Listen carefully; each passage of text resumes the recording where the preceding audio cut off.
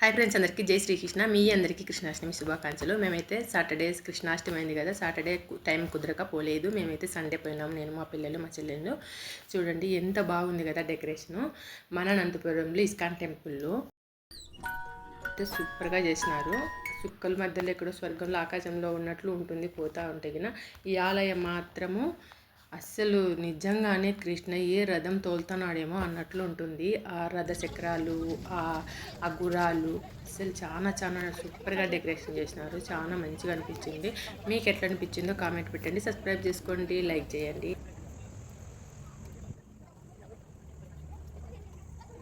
రండి, ఇప్పుడు ఎంటింగ్లో ఆంజనేయ స్వామి ఉన్నాడు.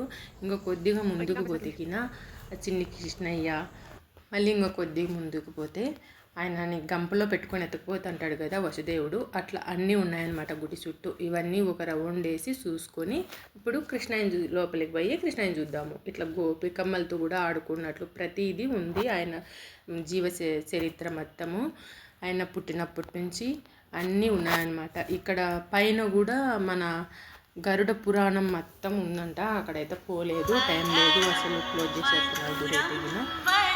ఇప్పుడు మీకు ఈ గుడి అంతా చూపించేసి లోపలికి పోదాము. ఇప్పుడు కృష్ణయ్య దర్శనం చేసేసుకున్నాము.